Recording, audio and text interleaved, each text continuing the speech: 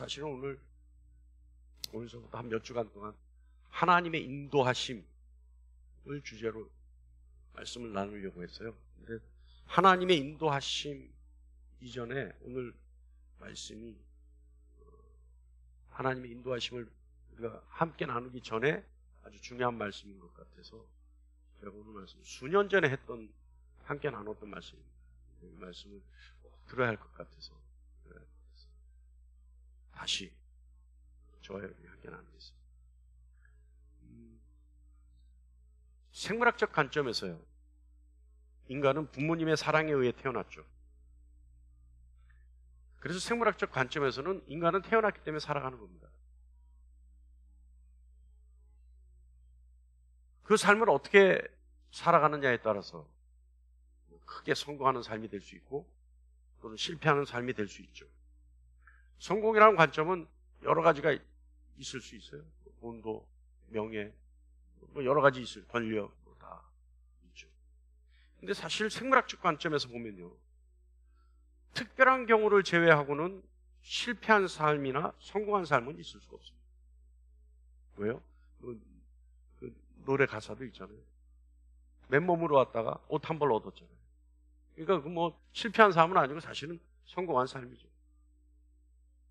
근데 여러분, 신앙적 관점에서 인간은 그냥 태어나는 것이 아니죠.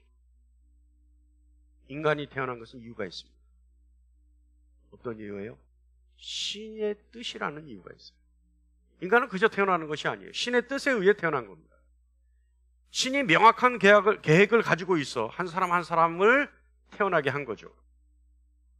그리고 그 한 사람 한 사람, 개개인에게 신의 계획을 달성하게 해서 신은 그 사람에게 달란트를 줍니다. 그래서 우리가 받은 달란트, 여러분, 저와 여러분이 받은 달란트 각각 다르죠. 그 달란트는 무엇에 쓰는 거예요? 조금 전에 말씀에 의하면 신의 뜻을 이루기 위해 받은 거예요. 그래서 신의 뜻을 이루기 위해 써야 되는 거죠. 개개인에 대한 신의 계획들이 모여서 신의 목적을 달성하고, 그리고 그 달성된 목적을 통해 신은 영광을 받습니다. 근데 여러분 잘 생각해 보면요, 실력이란요, 신의 계획을 완성시킬 수 있는 능력을 말합니다. 그래서 여러분이 저 사람 실력이 있어, 저 사람 실력이 있어. 그럼 그 실력은 뭐예요? 우리가 얘기하는 실력은 뭐예요? 저 사람 많이 배웠어, 똑똑해, 영향력이 있어, 뭐 이런 거잖아요. 문제 해결할 수 있는 능력이 탁월해, 뭐 없는 것에서 무에서 유를 창조하는 능력이 있어. 이럴 때는 뭐 실력이 있어 이렇게 얘기하잖아요. 근데 그것이 아니라 우리가 신앙적 관점에서 정확히 보면 실력이란 뭐냐? 신의 뜻을 이룰 수 있는 능력이 실력이에요. 그럼 여러분 실력이 있습니까? 할렐루야. 여러분 실력이 있는 거예요. 신의 뜻이 여러분으로 하여금 찬양받기를 원하면 여러분 찬양하면 그 실력이 있는 거예요. 할렐루야. 자, 신의 계획을 이루는 것이 인간이 이 땅에 온 사명이라면, 신의 계획을 이루는 것은 인간이 받은 과업입니다. 그러니까 사명이나 과업이나 같은 얘기예요. 왜냐하면 신의 뜻을 이루기 위해 인간이 이 땅에 온 사명이 있다면 그 사명은 결국은 신의 뜻을 이루기 위한 과업이죠. 과업. 성경에 많은 인물들 중에요, 자신의 과업을 확실하게 알고 인내하며 달성해서 성취한 사람들 많죠. 근데 그 중에서 요셉, 그 중에 한 사람이 요셉이 있어요. 요셉은요, 그 과업을 꿈을 통해 알았습니다. 그리고 요셉은 꿈을 통해 하나님이 자신에게 주시는 과업에 대해 이해하게 됐죠. 그래서 요셉의 꿈이 그 과업을 달성할 수 있도록 요셉을 이끌어갑니다. 그 과정에서 많은 좌절은 있었지만 꿈이 그를 이끌어가는 거죠. 그래서 요셉이요, 자신이 애굽에 있었고 꿈을 꾸며 살았던 그 세월을 한마디로 뭐라고 정의하냐면 창세기 45장 5절에 나를 당신들보다 먼저 보냈나이다 라고. 그러니까 뭐예요? 하나님이 나에게 주신 과업은 뭐예요? 당신들보다 먼저 이곳에 와서 당신들이 이곳을 피신할 수 있는 터전을 마련하는 것이 나의 과업이었습니다. 여러분, 우리 한번 생각해 보죠. 만약 우리가 신의 계획을 이루기 위해 열심으로 살았는데도 불구하고 신의 계획을 이룬 결과물이 없다면 과연 성공한 삶이라고 할 수 있을까요? 우리가 우리에게 주어진 삶을 열심을 다했는데도 불구하고 성취한 결과물이 없다면 그건 분명히 문제죠. 조금 전에 광고 시간에 제가 얘기했잖아요. 밖에 나가면 방울토마토가 그것도 아주 차게 해서 맛있게 드시라고. 네? 어저께 저녁부터 냉장고에서 차게 해가지고 뭐라 그래야 돼요? 큰 그릇 한 그릇 거기다 놨어요. 근데 그거 저 놀래면 어떻게 해야 되는 줄 알아요? 제가 밭에 가서 다 따야 돼. 근데 그거 밭에서 방울토마토 그거 따는 데만 해도 온몸에 땀이에요. 근데 제가 엊그저께 금요일날 금요기도에 오신 분들한테 얘기했지만 지난 목요일날 비가 장대같이 오는데 방울토마토들이 다 쓰러져요. 비에 무게 때문에. 근데 그거를 그냥 두면 안 되겠더라고요. 그래서 밭이 이제 초토화될 것 같아서 2m짜리 그 알루미늄 기둥을 사다가 지지대를 사다가 다 박았어요. 장대비가 오는. 아무 생각 없이 막 해서 막 묶고 막 장대 저 막대기를 들고 막 왔다 갔다 하고 그랬어요. 근데 조금 있다가 뒤에 산에서 따당 소리가 나는 거예요. 그때 들었어요. 알았어요. 천둥이 치는구나 이걸 아는 거예요. 근데 천둥 치는데 벌판에서 뭘 하고 있었어요? 쇠막대기 들고 왔다 갔다 하고 있었어요. 그래서 제가 그 순간 깨닫고 이거 큰일 나겠다 싶어서 얼른 하던 일을 멈추고 들어왔어요. 그러니까 제 아내가 보면 허둥지둥이 들어오더래 내가. 그랬단 말이에요. 그렇게 열심히 했단 말이에요. 근데 그렇게 열심히 했는데 여러분 안타까운 일이 있어요. 뭐냐면 고구마가 잘 됐단 말이에요. 고구마가 잘 됐는데 막 잎이 무성하게 나는데 오늘날 제 방에서 이렇게 내려다 보니까 고구마 그 무성한 잎이 없는 것 같아. 그래서 내려가 봤더니 고라니가 와가지고 고구마 잎을 똑똑똑똑 다 따먹은 거예요. 에? 그래서 울타리를 한번 쭉 둘러봤더니 이만한 구멍이 있어요. 물어봤더니 동네 사람들한테 물어봤더니 고라니는 눈높이에 있는 구멍을 보고 들어간대요. 뛰지 못하고. 그러니까 눈높이 있는 구멍이 있으면 막아야 된다는 거예요. 그래서 제가 그물을 갖다가 막았어요. 근데 여러분 천둥번개를 두려워하지 않고 쇠막대기를 들고 농사를 지은 열심이 고라니가 와서 다 따먹었다면 결과물이 있습니까? 없는 거예요. 저의 열심은 여러분이 인정 안 해요. 무슨 목사님 열심히 농사를 지었다는데 뭘 했다는데 뭐가 있어? 그래서 그런 말 하기 전에 미리 방울토마토 하나라도 맛보라고 제가 갖다 놓은 거예요. 근데 여러분 생각해 보세요. 그런 열심이 성과물이 없으면, 성취물이 없으면 아무 소용이 없는 거예요. 아무 소용. 아니 비를 온팡 맞아가면서 하루에 옷 한 벌씩을 온전히 땀으로 적셔가면서 일을 해도 무슨 소용이 있습니까? 결과물이 없으면요 아무 의미가 없어요. 그래서 제임스 링이라는 사람은 뭐라고 얘기하냐면 당신이 얼마나 열심히 일했는가를 말하지 말고 당신이 얼마나 이루었는지를 말하라. 그러니까 여러분 열심히 해도 그 열심의 결과가 있어야지만 사람들로부터 또는 신으로부터 인정받을 수 있다는 겁니다. 결국 모든 것의 평가는요 결과물에 의해서 이루어지는 거죠. 자, 조금 전에도 얘기했지만 실력이란 신의 계획을 완성시킬 수 있는 능력을 말합니다. 실력이란 신이 자신에게 주신 과업을 완성하고 결과물을 만들어낼 수 있는 능력을 말하는 것이 실력입니다. 오늘서부터 저와 여러분은 실력이 있기를 간절히 축원합니다. 실력 있기를 간절히 축원합니다. 실려 듣기를 간절히 축원합니다. 헬로. 오늘 본문은요, 느헤미야는 하나님의 계획, 다시 말하면 과업을 위해 능력을 발휘한 사람입니다. 느헤미야를 통해 우리는 하나님이 주신 과업을 어떻게 완성해야 되는지 한번 생각해 봤으면 좋겠습니다. 먼저 이스라엘의 배경이요, 시대적 배경이 바벨론으로 포로로 잡혀가죠. 그래서 포로로 잡혀간 지 50년 만에 540년경에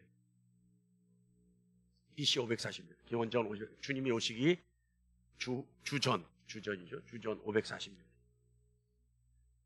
바벨론이 바사에 의해 멸망합니다. 그리고 그때 1차 기한이 이루어지죠. 근데 바사라는 제국은요, 특별한 것이, 특이한 것이 있었어요. 뭐냐면 바사라란 제국의 왕은요, 세상의 모든 신에게 자신의 안녕과 자신의 제국의 안녕을 빌었어요.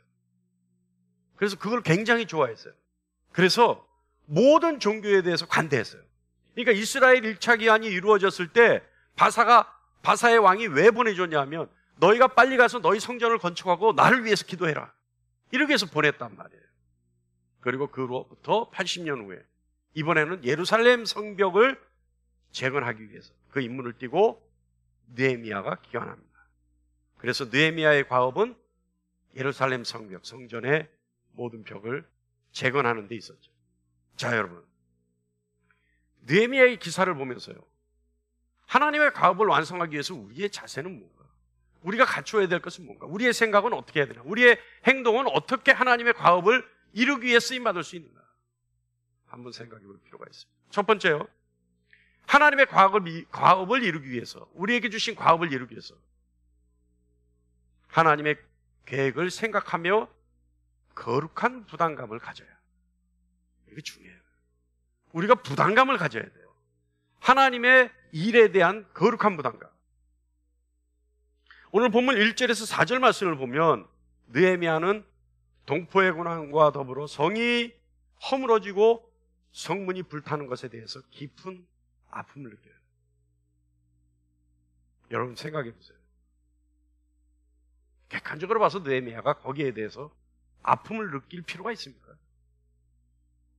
아니, 수십 년 전에 본국으로 돌아간, 고향으로 돌아간 사람들이 고향에서 고난을 당하고, 또 거기 성벽이 무너지고 예루살렘 성벽이 무너졌다는 것에 마음 아파할 필요가 있을까요?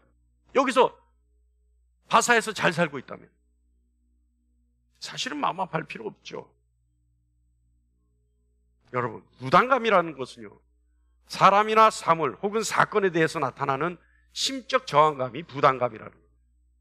그렇다면 거룩한 부담감, 이건 뭘까요? 하나님의 일을 나의 일처럼 느끼는 것을 말합니다. 하나님의 일이 내 일이 되는 거예요. 그리고 내가 하지 않으면 안 될 것 같은 느낌이나 생각을 갖는 것이 거룩한 부담감입니다. 여러분, 주일 한번 빠졌을 때 어때요, 여러분? 그래서 우리 교회가 좋아요. 큰 교회는 한두 번 빠져도 모른다. 누가 빠졌는지. 근데 우리 교회는 그 자리를 딱 보는 순간 목사가, 설교자가 이 자리에 딱 서는 순간 오늘 누가 안 왔는데? 바로 보여요. 그래서 우리 교회가 좋아요. 할렐루야. 네. 여러분, 주일 하루 빠졌을 때 어때요? 느낌이. 네? 좋아요? 괴로워요? 할렐루야. 그래서 우리 권사님이 지난 2년간 얼마나 힘들었는지 몰라. 진짜로 제가 알아요. 코로나 때문에 교회 못 오셨어요. 네. 어때요, 여러분? 정말 그 부담감이 생기죠. 뭔가 이 찜찜한, 뭔가 지금 이러면 안 될 것 같은, 그게 거룩한 부담감이라고. 근데 여러분, 자, 예를 들어서 우리 교회는 정말 건축헌금 얘기한 적 한 번도 있어요? 한 번도 없죠. 그런 헌금 한 번도 얘기한 적 없어요. 근데 예를 들어 건축헌금을 얘기하죠. 근데 이제 건축환경을 목사님이 이제 한 2, 3주에 걸쳐서 또는 한 4주, 5주에 걸쳐서 얘기를 했어. 그렇다면 듣는 사람에 따라서는 우리 목사 요새 매일마다 설교 시간에 돈. 아이고 지겹다 지금. 그런 사람이 있는가 하면 그 설교를 들으면서 내가 뭔가를 해야 되는데, 내가 뭐라도 해야 되는데, 내가 뭘 갖다 팔아서라도 내가 뭘 해야 되는데, 이런 부담감을 느끼는 사람이 있단 말이죠. 그렇다면 성전 건축이라는 하나님의 일에 내가 뭔가를 해야 되겠다라고 하는 마음을 갖는 것, 이것이 거룩한 부담감이라는 거죠. 하나님이 나에게 맡기셨다라고 생각하는 것, 이것이 거룩한 부담감입니다. 어떤 이야기를 들었을 때 하나님이 나에게 시키신 것 같다라고 하는 생각을 갖는 것, 이것이 거룩한 부담감입니다. 더 나아가서 내가 하지 않으면 안 되겠다라고 하는 생각을 갖는 것, 이것이 거룩한 부담감입니다. 그런데 여러분, 우리 냉정하게 생각하면요, 냉정하게 말하면 신앙생활이 오래됐는데도 불구하고 내가 거룩한 부담감을 한 번이라도 가진 적이 없다 라고 말할 수 있다면 그의 신앙을 깊이 있게 생각해 볼 필요가 있습니다. 깊이 있게 생각하는 것이 아니라 깊이 있게 점검해 볼 필요가 있습니다. 느헤미야는요, 동포들의 형편과 예루살렘 성전에 대해서 들었을 때 그 일이 마치 자기 일처럼 생각되어졌어요. 그래서 느헤미야는 어떻게 했어요? 금식하면서 눈물로 기도했어요. 느헤미야는 거룩한 부담감을 통해 그 일이 자신의 과업이라는 사실을 자각하게 됐어요. 다시 말하면 자신이 반드시 해야 될 일이 무엇인지를 알게 되었다는 뜻입니다. 자신이 해야 할 일처럼, 자신의 일처럼 느꼈기 때문에 느헤미야는 진정으로 마음속 깊은 곳으로부터 눈물을 흘릴 수 있었어요. 쉽게 말하면 느헤미야는 그 일을 남의 일로 느끼지 않았다는 겁니다. 여러분, 우리에게 거룩한 부담감이 있는가요? 만약 약간이라도 거룩한 부담감이 있다면 여러분, 그거 애써 무시하지 마십시오. 나의 신화에 관해 거룩한 부담감이 있다면 무시하지 마십시오. 교회에 관해 거룩한 부담감이 있다면 그 또한 무시하지 마십시오. 더 나아가서 하나님에 대해 거룩한 부담감이 있다면, 그리고 그 일이 단 한 번이라도 있었다면 우리 스스로의 신앙의 자부심을 가져도 좋습니다.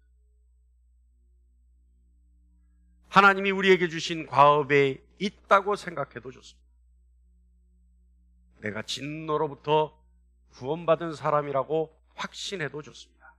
그만큼 거룩한 부담감은 중요한 겁니다.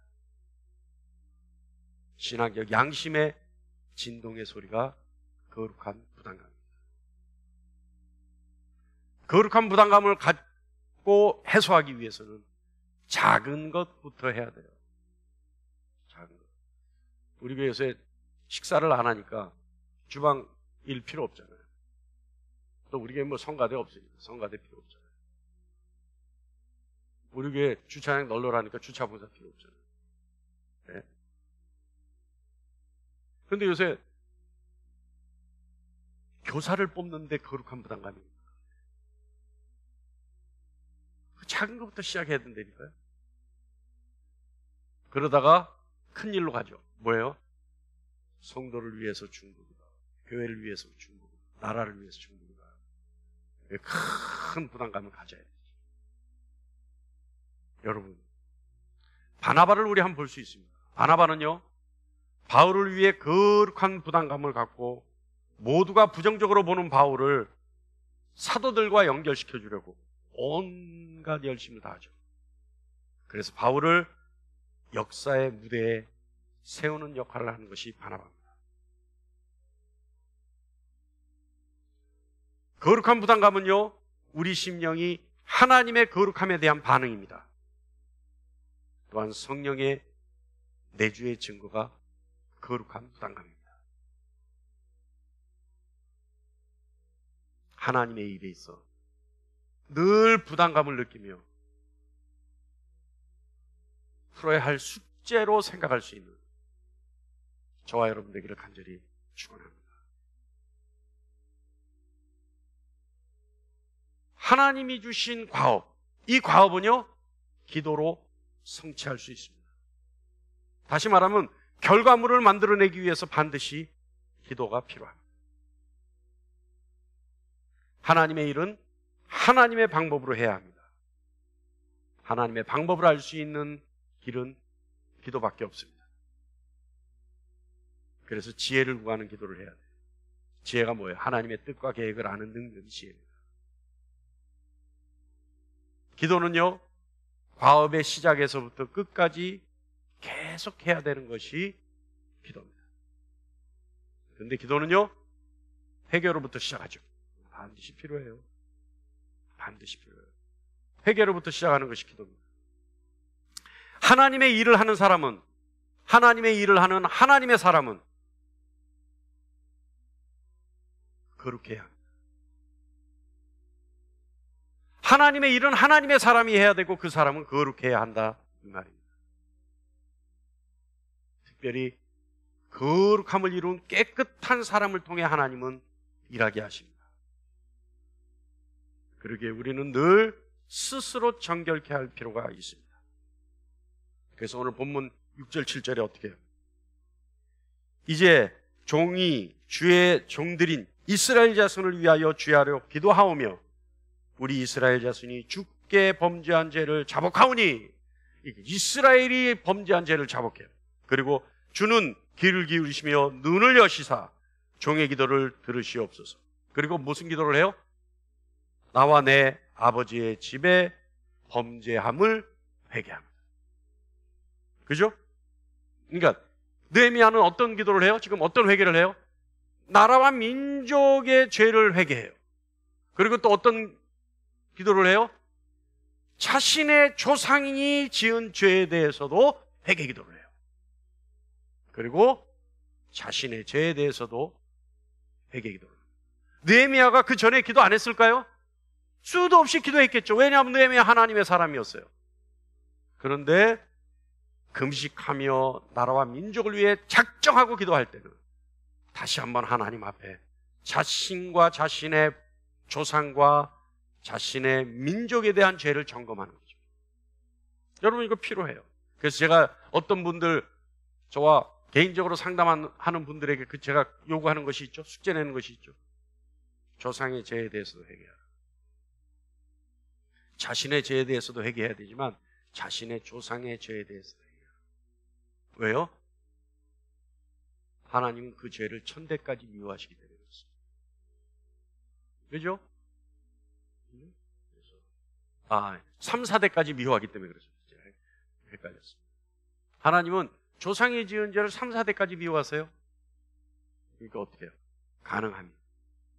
지금 느헤미야가 하는 것처럼 민족의 죄에 대해서도 점검해보고 자신의 조상들의 죄에 대해서도 점검해보고 자신의 죄에 대해서는 더더욱이 점검해야 하는 거죠. 성취하기 위해서는 기도로 시작해야 합니다. 그리고 그 기도는 회개의 기도로부터 시작해야 합니다. 그리고 두 번째 기도의 내용은 뭘까요? 사람을 움직여줄 것에 대해서 기도해야 합니다. 느헤미야의 지혜는요, 하나님은 사람을 통해 역사하신다는 것을 알고 있었어요. 그래서 11절 말씀 볼까요? 11절 다 같이 시작. 주여 구하오니 귀를 기울이사 종의 기도와 주의 이름을 경외하기를 기뻐하는 종들의 기도를 들으시고 오늘 종이 형통하여 이 사람들 앞에서 은혜를 입게 하옵소서 하였나니 그때 내가 왕의 술관원이 되었느니라. 아멘. 느헤미야는요, 자신에게 주어진 과업을 성취하기 위해서 왕을 움직여야 한다는 걸 알고 있었어요. 사람을 통해 이 일을 완성시켜야 된다는 것을 알고 있었어요. 그래서 그는 자신이 왕에게 쓰임받는 위치로 갈 것을 하나님께 기도했고 결국 그는 왕의 술관원이 됩니다. 여러분 생각해보세요. 술관원이라는 건 어때요? 왕의 가장 신임받는 사람이 술을 맡는 사람이에요. 왜요? 그러니까 왕이 연회를 베풀까? 이때는 뭐 거의 매일마다 연회였을 거 아니에요, 저녁에.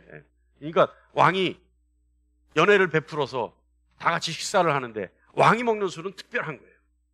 그러니까 왕의 술을 맡은 관원이 자기가 시음하고 이상이 없으면 자기가 따라서 그대로 왕이 드실 주전자에 받아서 왕에게 직접 갖다 주는 사람이에요. 왜 그럴까요? 누구라도 거기에 약을 타서 아무나 맞는다면, 아무나 한다면 누가 약을 타서 왕을 독살할 수도 있잖아요. 그러니까 그것을 방지하기 위해서 왕은 언제나 자신이 제일 신뢰하는 사람 한 사람에게만 그 일을 맡기는 거죠. 그런데 그게 누가 됐다고요? 하나님께 기도하였던 느헤미야가 그 일을 맡게 됐다는 겁니다. 그래서 11절 후반부에 보면 종이 형통하여 이 사람들 앞에서 은혜를 잊게 하옵소서 하였나니 그때 내가 왕의 술관원이 되었느니라. 할렐루야. 기도해야 한다. 어떻게? 회개와 하나님은 사람을 통해 역사하시기 때문에 나에게 도움의 사람을 붙여달라고 기도해야 한다. 세 번째는요, 하나님이 주신 과업을 완수하기 위해 전력 투구해야 합니다. 전력 투구한다는 건 뭐냐면요, 여러분 어려운 거 아니에요. 한 곳에만 집중하는 거예요. 한 곳에만. 여러분 현대인들의 가장 큰 문제가 뭔지 아세요? 너무 방법이 많다는 거예요. 너무 방법이 많은 것이 문제예요. 그러다 보니까 분주해요. 옛날에는 어떻게 해요? 우물을 파도 한 우물만 파야 되는데 방법이 너무 많다 보니까 이렇게 하다 안 되면 또 저렇게 해보고 저렇게 하다 안 되면 또 저렇게 하고 그러다 보니까 방법 찾다가 하루가 다 가는 거예요. 그것이 분주한 거예요. 그런데 집중한다는 것은 모든 가능성을 한 곳에 모으는 것이 집중입니다. 할 수 있는 모든 것을 나에게 주신 과업에 집중하는 거죠. 그랬을 때 반드시 결과물이 나타나는 겁니다. 근데요, 여러분, 하나님의 과업을 하는데요, 하나님이 아무리 사람을 붙이시고 기도하고 하나님이 아무리 이끌어 가신다 하더라도 항상 좌절감을 맛볼 수밖에 없는 함정들이 도사리고 있어요. 우리가 아까 얘기했던 요셉 어땠어요? 요셉은요, 요셉만큼 꿈을 꾸는 사람이었는데도 불구하고 하나님이 직접 꿈으로 계시했음에도 불구하고 요셉은 어땠어요? 수많은 좌절을 맛볼 수밖에 없는 함정이 도사리고 있었죠. 요셉의 여정에. 그죠? 어땠어요? 형들이 막 팔고 형들이 죽이려고 하고 또 감옥에 갇히고 거기서 또 꿈 얘기를 떡간원과 술간원의 얘기가 나오고 또 거기서 어떻게 해요? 자신이 모시던 사람이 그 부인이 자신을 모함해서 어떻게 합니까? 예? 그 보디발의 아내가 자신을 모함해서 또 형무소에 가죠. 하여간 뭐 여러 가지 고통, 좌절할 수밖에 없는 고통, 함정에 빠지죠. 그러나 어땠어요? 끝까지 하나님을 신뢰하고 목표를 한 곳에 보고 달려갔어요. 그랬더니 요셉은 결국은 하나님으로부터 쓰임받고 자신의 가족을 온전히 보호할 수 있는 위치까지 올라갑니다. 여러분, 목표를 이루기 위해서는 절대 물러서면 안 됩니다. 오로지 앞만 보고 앞을 향해 전진해야 합니다. 환경이나 사람을 보게 되면 쉽게 좌절할 수밖에 없습니다. 그러므로 믿음의 사람들은 믿음의 눈으로 현실을 봐야 합니다. 그래서 현실을 초월하는 확고한 믿음을 가지고 앞만 보고 나가야 합니다. 누가복음 9장 62절에는요 이런 말씀이 있어요. 예수께서 이르시되 손에 쟁기를 잡고 뒤를 돌아보는 자는 하나님의 나라에 합당치 아니하니라 하시니, 이렇게 말씀하셨어요. 여러 가지 해석이 가능한 말씀이지만 이 말씀요, 조금 전에 한눈 팔지 말라라는 말씀에 대입해 보면 손에 쟁기가 들려있는데 바가는 일에만 열중해야지, 그래서 앞만 보고 있어야지 뒤를 돌아보면 어떻게 해요? 하늘나라에 들어갈 수 없어요. 그러니까 여러분, 쟁기를 들었으면 밭일에만 열심히 해야 돼요. 그죠? 하나님의 과업에 집중할 수 있는 저와 여러분 되기를 간절히 축원합니다. 할렐루야. 네 번째는요, 이거 굉장히 중요한 건데, 하나님이 나에게 과업을 주셨다면 이 과업은 누구에게 주신 거예요? 나에게 주신 거예요. 이 과업은 나만의 것이에요. 다른 사람에게 양도할 수 있는 게 아니에요. 다른 사람에게 미룰 수 있는 것이 아니라 오직 나에게만 주신 하나님의 계획이에요. 그렇다면 여러분, 내가 그 과업을, 하나님의 계획을 이루지 못했다면 어떻게 돼요? 하나님의 영광 중에 그 일이 빠져버려요. 그러니까 하나님이 나에게 주신 과업이 있다면 정말 책임이 막중한 겁니다. 과업은요, 누구나 할 수 있는 것이 아니에요. 오직 나만 할 수 있는 거예요. 누구도 흉내낼 수 있는 것도 아니에요. 오직 나만 할 수 있는 거예요. 대신할 수 있는 것도 아닙니다. 이 일은 무슨 뜻이냐면 하나님이 그만큼 나를 믿고 계시다는 뜻이에요. 이 일에 있어서만큼은 하나님이 나를 믿고 계시다는 뜻이 되는 겁니다. 여러분, 나이, 그런 분들이 제일 많아요, 요즘. 이제 전부 수명이 연장되다 보니까 나이들이 다 연세들이 있잖아요. 근데 항상 뭔 얘기를 하면, 내 나이가 몇인데. 놀러 갈 때는 내 나이가 어때서 그러면서 그런 일만 하면 내 나이가 몇인데. 이렇게, 이 말 기가 막히네. 예? 어디 놀 때는 내 나이가 어때서 이러면서 뭘 하라 그러면 내가 나이가 몇인데. 예? 근데 여러분, 그런 얘기 하지 마세요. 성경에 보면요, 성경에 보면 우리의 상상을 초월하는 나이 많은 사람들이 다 하나님의 일을 합니다. 그런 사람들이 하나님의 일을 완성시켜요. 하나님이 과업을 주셨을 때 그 일을 완성하는 사람, 나이가 많은 사람, 전대미문의 일들이에요. 아주 놀라운 사건들의 일들이에요. 그런데 오직 하나님의 일은 불가능하다고 생각되었던 사람들이 해냅니다. 여러분, 나이 때문에 불가능하다고 생각되나요? 천만의 말씀이에요. 절호의 기회라고 생각하십시오. 내 나이가 어때서? 그거 기가 막히네요. 하나님의 과업을 수행하실 때 내 나이가 어때서 말씀하십시오. 놀 때 내 나이가 어때서가 아니라 하나님의 일을 할 때 내 나이가 어때서. 예? 그리고 누가 놀러 가자 그러면 아이고 내가 나이가 몇인데. 할렐루야. 할렐루야. 기가 막히네요. 그죠? 하다 보니까 기가 막혀. 세상 사람들은 놀러 가자 그러면 내 나이가 어때서 이러고 놀러 가요. 하나님 일 좀 하라 그러면 나이가 몇인데. 믿음의 사람들은 어떻게 해요? 하나님 일 좀 하자 그러면 내 나이가 어때서. 예?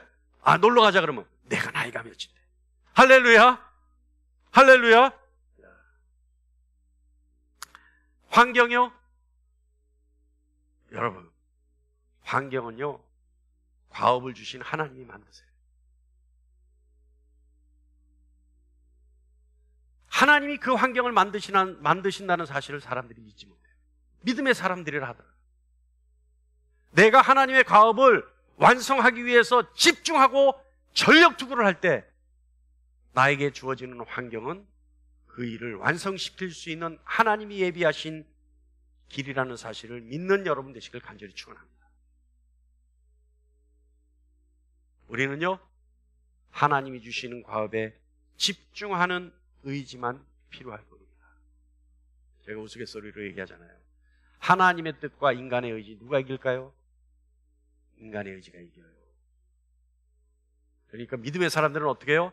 하나님의 뜻이 있을 때 그 뜻을 과업으로 생각하고 하나님의 과업에 전력으로 투구하려고 하는, 집중하려고 하는 의지를 갖는 것이 하나님의 사람들입니다. 여러분, 우리 한번 생각해 볼 필요 있어요. 예수님에게 주셨던 과업을 한번 생각해 보십시오.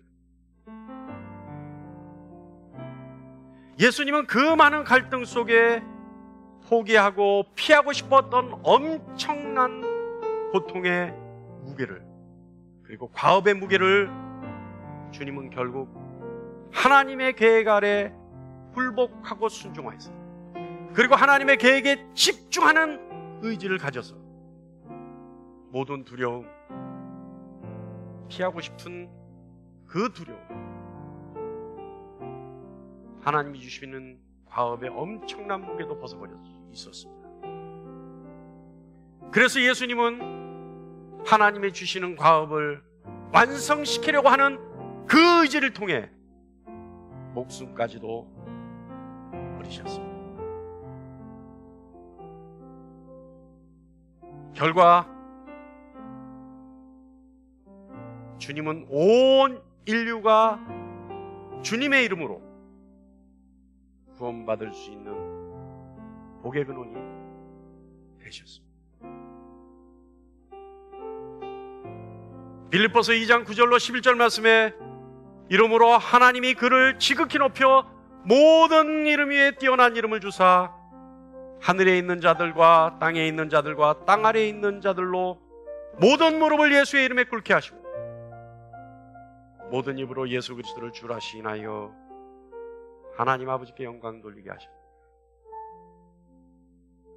주님은요, 주님에게 주어진 과업을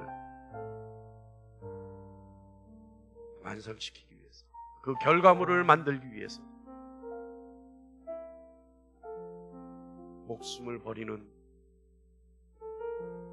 하나님의 과업에만 집중했던 의지를 가지셨습니다. 그래서 주님은 지금도 하나님 우편에 계시면서 우리를 위해, 우리의 삶을 위해, 그리고 우리에게 주어진 과업의 완수를 위해 중보하고 계십니다. 사랑하는 성도 여러분, 과업을 성취하기 위해서는 거룩한 부담감을 가지십시오. 하나님이 주신 뜻을 이루기 위해 기도하십시오. 하나님이 우리에게 맡기신 과업을 완수하기 위해 전력 투구하십시오. 하나님의 뜻에만 집중하십시오. 그리고 나에게 주신 과업은 나만의 것이라는 사실을 마음판에 새기십시오. 그래서 하나님으로부터 칭찬받으며 하나님의 기쁨이 되는 저와 여러분이 되기를 간절히 축원합니다. 하나님은 그런 사람들을 특별히 인도하십니다. 자신의 삶을 온전히 하나님으로부터 인도받는 저와 여러분이 되기를 간절히 축원합니다. 우리의 삶이 하나님이 인도하신 삶이라는 증거가 늘 나타나는 저와 여러분이 되기를 간절히 축원합니다. 기도하겠습니다.